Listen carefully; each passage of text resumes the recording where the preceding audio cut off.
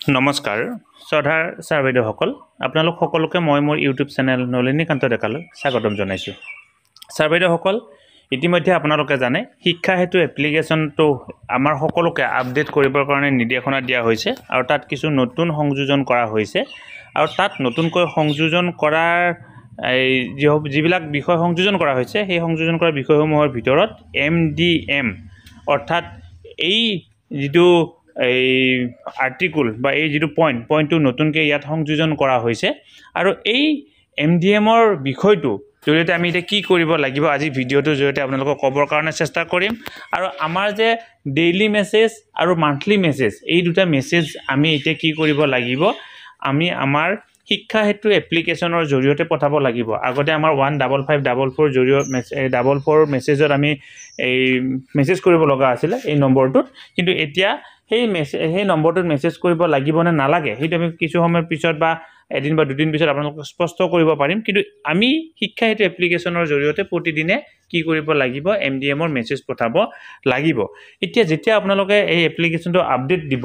Update দিয়াৰ পিছত লগ out কৰি লগ ইন কৰিব, তাৰপিছত যেতিয়া আপোনালোকৰ এই MDMৰ এই চিম্বলটো আহিব তাত আপোনালোকে ক্লিক কৰিব লাগিব আৰু ক্লিক কৰাৰ পিছত আপোনালোকৰ কি আহিব সেইখিনি আপোনালোকে এবাৰ চাবৰ কাৰণে চেষ্টা কৰক। বাইদেউসকল যেতিয়া আপোনালোকে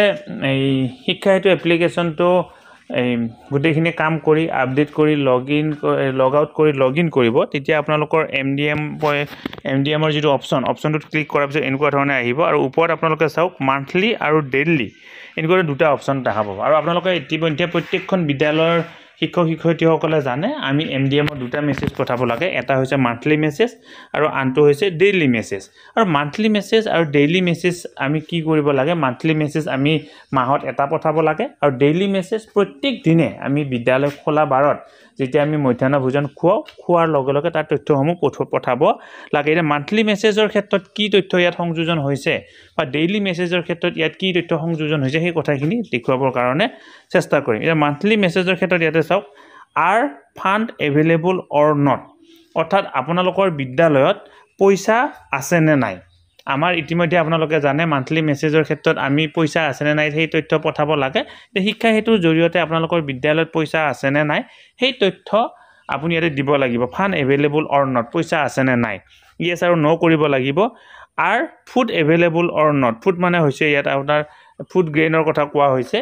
এই চাউল আছে নে নাই সেইটো ইয়েছ আৰু নট আৰু ছাবমিট কৰিব লাগিব। পৰৱৰ্তী পৰ্যায়ৰ ভিডিঅ'টোত মই এইটো প্ৰেক্টিকেলি আপোনালোকক কেনেকুৱা ধৰণে ছাবমিট কৰিব লাগিব বা আপোনালোকৰ বিদ্যালয়ত কেনেকুৱা ধৰণে এই তথ্যখিনি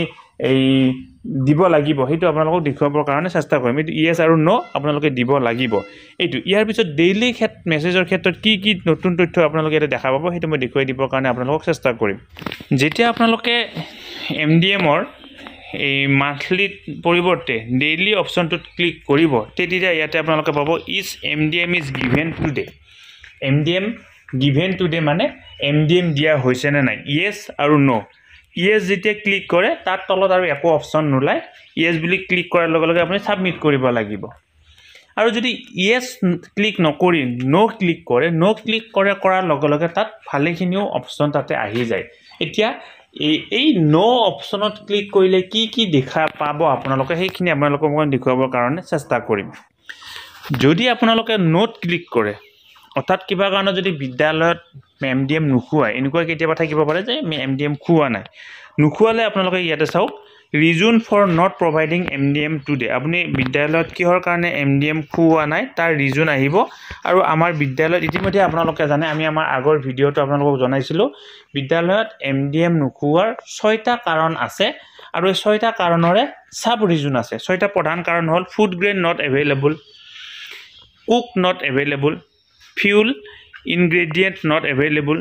package not receive from NGO, holiday in school, আদাৰ ৰিজন, এনেকুৱা ধৰণৰ 6টা ৰিজন আছে। আৰু এই 6টা ৰিজনৰ ক্ষেত্ৰত আকৌ চাব ৰিজন আছে, মই আপোনালোকক চাব ৰিজন কেইটাও দেখুৱাই দিবৰ কাৰণে চেষ্টা কৰিম। আপোনালোকৰ প্ৰথম অপশ্যনটো হৈছে ইয়াতে যদি আপোনালোকৰ বিদ্যালয়ত ফুড গ্ৰেইন নট এভেইলেবল, যদি আপোনালোকৰ চাউল নাথাকিলে আপোনালোকৰ তাৰ কাৰণে এই সাব ৰিজন কি হ'ব আপোনালোকৰ চাও একেলগে দুটা দেখুৱাই দিবৰ কাৰণে চেষ্টা কৰিম। যদি চাউল নাথাকে তাৰ সাব ৰিজন কি হ'ব চাও ফুড গ্ৰেইন নট ৰিচিভ, আপুনি এই অফিচৰ পৰা ফুড গ্ৰেইন পোৱা নাই। ফুড গ্ৰেইন ডেমেজ, নষ্ট হৈ গৈছে আৰু ইনসাফিচিয়েন্ট ফুড গেইন অৰ্থাৎ বিদ্যালয়ত যিমান ছাত্ৰ ছাত্ৰী আছে সেই ছাত্ৰ ছাত্ৰী অনুপাতে আপোনাৰ এই খাদ্যৰ বা চাউলৰ পৰিমাণ কম আছে সেইটো হৈছে 1 নম্বৰ ৰিজন 2 নম্বৰ ৰিজনটো মই দেখুৱাবৰ কাৰণে চেষ্টা কৰিম কুক নট এভেইলেবল এই কুক নট এভেইলেবল হলে কি হ'ব যদি ৰান্ধনি নাথাকে কিবা কাৰণ ৰান্ধনি নাথাকাৰ কাৰণে আপুনি আপোনাৰ বিদ্যালয়ত খাদ্য দিব নোৱাৰিব পাৰে তেতিয়া তাৰ তিনটা কাৰণ হ'ব পাৰে cook salary not paid cook quit আৰু কুক হেলথ প্ৰবলেম এনেকুৱা ধৰণে তিনটা সাব ৰিজন আপোনালোকৰ এই তিনটা সাব ৰিজনৰ এই যিটোৱে হয় সেইটো আপুনি ইয়াতে দিব পাৰিব গতিকে যদি ৰান্ধনি নাথাকিলে এইটো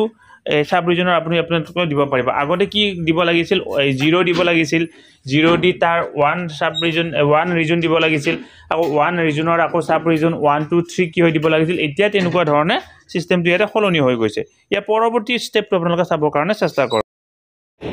is MDM given today ইয়াতে চাও fuel ingredient not available এইটো যদি হয় তেতিয়া হলে চাও insufficient fund for cooking যদি ৰান্ধাৰ কাৰণে আপোনালোকৰ যদি পইচা নাই তেতিয়া হলে ৰান্ধিবৰ কাৰণে পইচা insufficient ingredient আৰু insufficient fuel আৰু insufficient fund for cooking এটা পইচাৰ কথাটো থাকিলে এই তিনটা অপচন আপোনালোকে দিব পাৰিব সাব ৰিজন কি হৈছে fuel all ingredient not available গতিকে এই যদি কথাটো থাকে এই তিনটাৰ ভিতৰত আপুনি কোনটো দিব এটো আপোনালোকে চাওক fuel ingredient not available যদি আপোনালোকৰ মানে সাব প্ৰথম ৰিজনটো হয় এটা সাব ৰিজন হ'ব insufficient fund for cooking ৰান্ধাৰ কাৰণে পইচা নাই insufficient ingredient বা insufficient fuel গতিকে যত যেনেকুৱা ধৰণে ব্যৱহাৰ হয় গতিকে এটো আপোনালোকে দিব পাৰিব ইয়াৰ পিছত চাও কেতিয়াবা কি হয় এনেকুৱা কিছুমান ঠাই আছে যি ঠাইত নেকি আমাৰ এনজিও বিলাকে provide কৰে আৰু যদি এনজিও বিলাকে আমাৰ provide কৰে কিবা কাৰণত এনজিও যদি আপোনাৰ বিদ্যালয়লৈকে provide কৰা নাই তেনেকুৱা কাৰণত আপোনালোকৰ বিদ্যালয়ত আপুনি এমডিএম দিব নোৱাৰিব পাৰে পেকেজ নট ৰিসিভ ফ্ৰম এনজিওৰ পৰা যদি পেকেট পোৱা নাই তেতিয়া কি কৰিব ভেন্ডৰ নট ৰিসিভ পেমেন্ট আৰু ডেমেজ ইন ট্ৰেনজিট কিবা কাৰণত এই ভেন্ডৰে পইচা নপোৱাৰ কাৰণে হেৰি কৰিব পাৰে আৰু ডেমেজ ইন ট্ৰেনজিটৰ মানে অৰ্থাৎ ট্ৰান্সপৰ্টৰ সময়ত ডেমেজ হৈ যাব পাৰে গতিকে এই দুটা অপচন হ'ব পাৰে ইয়াৰ পিছৰ অপচনটো চাও কিবা কাৰণত হলিডে ইন স্কুল বিদ্যালয়ত যদি আপোনাৰ হলিডে থাকে কিবা কাৰণত লোকেল হলিডে থাকিব পাৰে বিদ্যালয়ত লোকেল হলিডে থাকিব পাৰে তেতিয়াও আপোনাৰ বিদ্যালয়ত এমডিএম দিব নোৱাৰিব পাৰে তাৰ পিছত আপোনালোকে চাও কি হয় আদাৰ ৰিজন কিবা কাৰণত বিভিন্ন বেলেগ কিবা কাৰণত যদি আপোনালোকৰ বিদ্যালয় বন্ধ থাকে আৰু বন্ধ থাকিলেও আপুনি আপোনাৰ বিদ্যালয়ত যদি এমডিএম নিদিয়ে তেতিয়া আপুনি এই ৰিজনটো দিব লাগিব গতিকে ইয়াৰ যিটো প্ৰেক্টিকেলটো মই ষ্টেপ বাই ষ্টেপ আপোনালোকক পৰৱৰ্তী পৰ্যায়ত দেখুৱাই দিবৰ কাৰণে চেষ্টা কৰিম গতিকে ছাৰ বাইদেউসকল নিশ্চয় ভিডিঅটো যদি আপোনালোক উপকৃত হৈছে আৰু আমাৰ প্ৰত্যেকখন বিদ্যালয়ৰ ক্ষেত্ৰতে যেহেতু এইটো প্ৰয়োজন হ'ব গতিকে আপোনালোকে ভিডিঅটো যিমান পাৰে সিমান আগলৈকে ফৰৱাৰ্ড কৰিব আৰু লগতে আপোনালোকে আমাৰ টিচাৰ ৰিলেটেড হোৱাটছআপ চেনেলৰ লিংক ভিডিঅ ডেসক্ৰিপচনত দিয়া আছে য'ত আমি প্ৰত্যেকটো শিক্ষামূলক খবৰ দিবৰ কাৰণে চেষ্টা কৰো আপুনি এই চেনেলত জয়েন হৈ লওক আপুনি আমাৰ প্ৰত্যেকটো খবৰ পোনপটীয়াকৈ পাবৰ কাৰণে সক্ষম হ'ব আৰু লগতে আপুনি যদি ইতিমধ্যে আমাৰ ফেসবুকত ফলো কৰা নাই ফেসবুকত ফলো কৰিবৰ কাৰণে চেষ্টা কৰক তাতো আমি আমাৰ সকলোবিলাক খবৰ দিবৰ কাৰণে চেষ্টা কৰো ভিডিঅটো ইমানতে সামৰিছো ধন্যবাদ সদা সাৰ্বেদসকল নলিনীকান্ত ডেকা নামৰ ইউটিউব চেনেলটো হৈছে এটি শিক্ষামূলক ইউটিউব চেনেল এই চেনেলটোৰ জৰিয়তে আমি শিক্ষক ছাত্ৰ-ছাত্ৰী অভিভাৱক আৰু বিদ্যালয়ৰ কাৰণে উপযোগী কিছু ভিডিঅ' প্ৰস্তুত কৰিবৰ কাৰণে চেষ্টা কৰো আপুনি যদি প্ৰথমবাৰৰ কাৰণে এই চেনেলটো চাইছে অনুগ্ৰহ কৰি চেনেলটো সাবস্ক্ৰাইব কৰিব আৰু অল নটিফিকেশন প্ৰেছ কৰি থব